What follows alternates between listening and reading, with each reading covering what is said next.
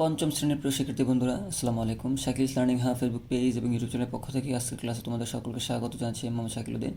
আজকে আমরা তোমাদের প্রাথমিক গণিত বইয়ের প্রথম অধ্যায়ের 16 পৃষ্ঠার যে দ্বিতীয় যে ক্লাস, অর্থাৎ আমরা 16 পৃষ্ঠার এই যে 10 থেকে আমরা 14 নঙের যে গাণিতিক সমস্যাগুলো আছে সেগুলো আমরা একটু সমাধান করার চেষ্টা করবো। তাহলে চলো বেশি কথা না বলে আমরা আমাদের মূল আলোচনা ফিরে যাই।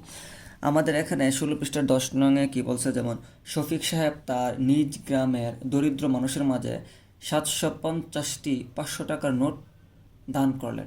তিনি মোট কত টাকা দান করলেন? আচ্ছা, তাহলে তার গ্রামে মানুষজন ছিল কতজন? 750। তাহলে তিনি প্রত্যেকে দিছে কত টাকা করে? 500 টাকা করে একটি নোট দিছে। তাহলে তিনি মোট কত টাকা দান করলেন? আমরা যদি টোটাল জনসংখ্যা হচ্ছে 750, তাহলে প্রত্যেকে দিছে 500 টাকা করে একটি নোট। তাহলে 750 গুণ 500, এটা গুণ করলে যা আসে সেটা হচ্ছে আমাদের উত্তর, বা তিনি মোট দান করলেন। তাহলে আমরা এখানে 10 নাম্বার লিখছি কি? সুতরাং তিনি মোট দান করলেন 750 গুণ 500। ঠিক আছে, এটা আমরা এই গুণটা আমরা কীভাবে করতে পারি? ধরো এখানে 500 মধ্যে 2টা শূন্য আছে আর এখানে আছে একটা শূন্য। তাহলে আমরা এখানে কয়টা শূন্য? 1 2 3টা শূন্য আমরা আগে থেকে বসিয়ে দেবো। তাহলে এখানে আছে 5 আর এখানে আছে কত? 75। তাহলে 5 দ্বারা 5কে গুণ করলে কত? 5 5 25, 5 হাতে আছে 2, আবার 5 সাথে 35 আর 2 কত? 37। তাহলে তিনি কত টাকা দান করলেন? 3,75,000। তাহলে আমরা এখানে উত্তরে কত লিখবো? উত্তর লিখবো যে 3,75,000।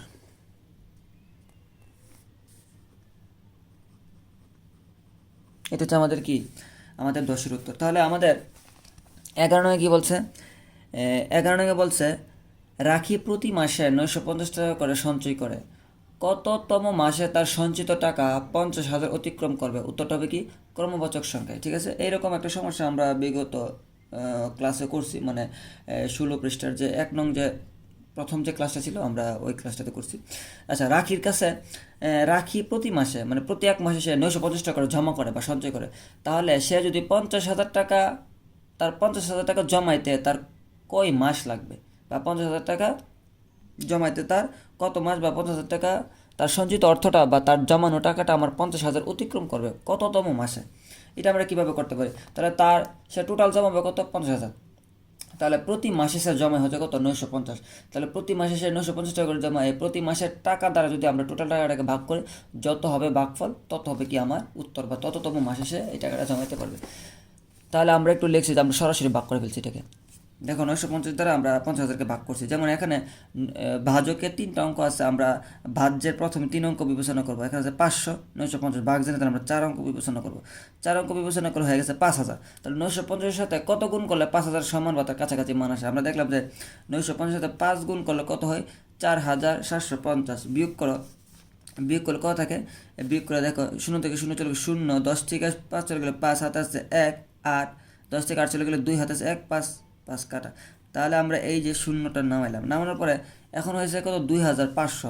950 সাথে কত গুণ করলে 2,500 এর সমান বা তার কাছাকাছি মান আসে? আমরা দেখলাম যে 2 দ্বারা গুণ করলে কত হয়? 1900। বিয়োগ করে থাকে 600। তার মানে রাখি যদি প্রতি মাসে 950 টাকা জমা করলে সে 52তম মাসে জমা করার পরও তার আরও 600 টাকা বাকি থাকে, মানে 50,000 অতিক্রম হইতেছে না। সে 52 মাসে বা 52তম মাসে প্রতি মাসে 950 করে জমা করে। এভাবে সে 52 মাস জমা করলো, 52 মাস জমা করে দেখলো তার 50,000 টাকা হইতে আরও 600 টাকা বাকি আছে। আচ্ছা, তাহলে 50,000 টাকা কিন্তু অতিক্রম হইতেছে না। তাহলে তার পরের মাসে কী হইতেছে? 53তম মাসে সে যখন আরও 950 টাকা জমা করবে, তখন কিন্তু তার 600 টাকাও কী হয়ে যাবে? জমা হয়ে যাবে, পাশাপাশি আমার কি 50,000 টাকা অতিক্রম হয়ে যাবে। তাহলে আমরা এখানে লিখবো যে এখানে ভাগফল কত? 52 এবং ভাগশেষ কত? 600। অর্থাৎ 52তম মাস সঞ্চয় করার পরও 600 টাকা বাকি থাকে। ঠিক আছে, 52তম মাসে জমা করার পরও যদি তার 600 টাকা বাকি থাকে, তাহলে 52 যোগ 1 সমান 53তম মাসে তার সঞ্চিত টাকা কত হবে? 50,000 অতিক্রম করবে। ঠিক আছে, আচ্ছা এরপরে আমরা একটু দেখি। এরপর আমরা আমাদের 12 নংয়ের যে সমস্যাটা আছে, যেমন বলছে আসাদ মুরগির খামার করার জন্য 345টি ব্রয়লার মুরগি 225 টাকা দরে কী করছে? ক্রয় করছে। এতে তার মোট কত টাকা খরচ হচ্ছে? তাহলে একটা মুরগির দাম কত? 225 টাকা। তাহলে সে কয়টা মুরগি কিনছে? 345টি। এটা আমরা কীভাবে করতে পারি? আমরা এখানে লিখবো যে একটি মুরগির দাম কত? 225 টাকা। তাহলে সুতরাং 345টি মুরগির দাম কত হবে? তাহলে 345টি মুরগির দাম 225 সাথে 345 গুণ করলে যা আসে তাই উত্তর। আমার এখানে উত্তর কত হচ্ছে 77,625 টাকা। উত্তর আসাদ সাহেবের খরচ হলো কত 77,625 টাকা। ঠিক আছে। আচ্ছা, এখন আমাদের 13 নংয়ের যে সমস্যাটা আছে, যেমন 13 নং কী বলছে, 13 নং বলছে যে একটি আলমারিতে 560টি বই রাখা যায়, এরকম কতটি আলমারিতে এতটি বই রাখা যাবে? তাহলে কতটি বই? 3,79,680টি বই রাখা যাবে। আচ্ছা, তাহলে আমাদের একটা আলমারিতে রাখা যায় 560টি বই। তাহলে এরকম আমি যদি 3,79,680টি বই রাখতে চাই, তাহলে এরকম কয়টা আলমারি লাগবে? তাহলে একটা আলমারিতে আমরা যতটা বই রাখা যায় তত দ্বারা আমরা ভাগ করব, আমাদের কয়টা বই রাখতে হবে? এতটি বই রাখতে হবে। তাহলে কি আমরা টোটাল আলমারির সংখ্যা আমরা পেয়ে যাব। তাহলে এটা আমরা সরাসরি ভাগ করে ফেলবো। কীরকম? যেমন 560, কারণ 560 তো একটা আলমারিতে বই রাখা যায় 560টি, তাহলে আমার এই এতটি আলমারিতে আমি কয়টা বই রাখতে পারবো? এটা আমরা দেখি একটু। তাহলে এখানে দেখো 560 মানে ভাজকের 3 অঙ্ক আছে, আমরা ভাজ্যের 3 অঙ্ক প্রথম বিবেচনা করবো, মানে 379 ভাগ করা যায় না। তার মানে আমরা আরেকটা অঙ্ক নিলে 4 অঙ্ক হয়েছে, তাহলে 3,796। 560-এর সাথে কত গুণ করলে 3,796 সমান বা তার কাছাকাছি আসে? আমরা দেখলাম যে প্রথমে 6 দ্বারা গুণ করলে 3,360, বিয়োগ করে কত থাকে 6, 9 থেকে 6 চলে গেলে 3, 7 থেকে 3 চলে গেলে 4, ঠিক আছে না? আমরা নামাইলাম 8 নামানোর পর কত হয়েছে 4,368। এখন 560-এর সাথে কত গুণ করলে 4,368 সমান বা তার কাছাকাছি আসে? আমরা দেখলাম যে 7 দ্বারা গুণ করলে কত হয় 3,920। এটা বিয়োগ করলে কত হয় 8, 6 থেকে 2 চলে গেলে 4, 13 থেকে 9 চলে গেলে 4, হাতে আছে 1, 4 4 4 4 থেকে 4 চলে গেলে কিছু নয়, 0। তার মানে এই যে 0 নামাও। এখন 560-এর সাথে 8 গুণ করলে কত হয় 4,480, বাক্সিস কত 0। তাহলে আমরা দেখতেছি যে আমাদের একটা আলমারিতে যদি আমরা 560টা বই রাখি, তাহলে 3,79,680টি বই রাখতে আমার টোটাল আলমারি লাগবে কয়টা? 678টা। আমরা এখানে লিখলাম যে এখানে ভাগফল 678 এবং বাক্সিস কত 0, অর্থাৎ 678টি আলমারিতে সবগুলো বই রাখা যাবে। উত্তর হবে কত 678টি। ঠিক আছে। আচ্ছা, এখন আমরা আমাদের এই যে 16 পৃষ্ঠার সর্বশেষ যে সমস্যাটা আছে, যেমন সেটা একটু কাঠামোগত সমস্যা, এটা আমরা একটু দেখবো। যেমন 14 নংয়ে কী বলছে, একজন পেঁয়াজ ব্যবসায়ী 1880 টাকা দরে 1264 বস্তা পেঁয়াজ ক্রয় করলেন। তিনি প্রতি বস্তা পেঁয়াজ 2150 টাকা দরে কী করলেন? বিক্রয় করলেন। কথা বলছে পেঁয়াজ ক্রয় বাবদ তার কত টাকা খরচ হলো? পেঁয়াজ ক্রয় বাবদ কত টাকা খরচ হলো? তাহলে তিনি প্রতি বস্তা কত করে কিনছে? 1880 টাকা দরে কিনছে। তার মানে এক বস্তা পেঁয়াজের মূল্য 1880। কয়টা বস্তা কিনছে? 1264। তাহলে 1880 সাথে 1264 গুণ করলে যত হয় তত টাকা তিনি পেঁয়াজ ক্রয় করছে, বা পেঁয়াজ ক্রয় বাবদ তার মোট খরচ, নাকি? তাহলে এটা আমরা কীভাবে করবো? এটা আমরা করবো যে এক বস্তা পেঁয়াজের ক্রয় মূল্য কত? 1880। সুতরাং 1264 বস্তা পেঁয়াজের ক্রয় মূল্য কত? 1880 গুণ 1264। আমি এই মানে গুণটা এখানে রাফ করলাম। কত আসে আমার উত্তর? 23,76,320 টাকা। ঠিক আছে। তাহলে উত্তর পেঁয়াজ ক্রয় বাবদ তার খরচ হলো কত? 23,76,320। ঠিক আছে।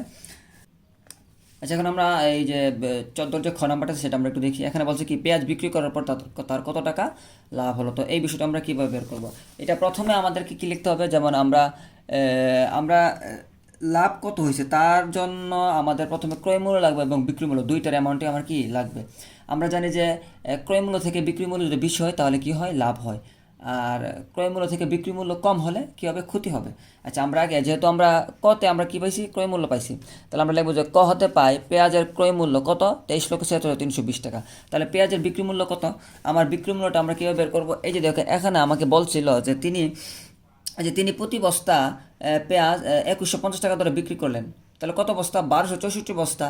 এক বস্তা পেঁয়াজের মূল্য হচ্ছে কত? 2150। তাহলে আমরা 1264 সাথে 2150 গুণ করলে আমাদের পেঁয়াজের বিক্রি মূল্যটা পাওয়া যাবে। তাহলে আমরা এখানে লিখলাম এক বস্তা পেঁয়াজের বিক্রি মূল্য কত? 2150 টাকা। সুতরাং 1264 বস্তা পেঁয়াজের বিক্রি মূল্য কত? 2150 গুণ 1264, 27,17,600 টাকা।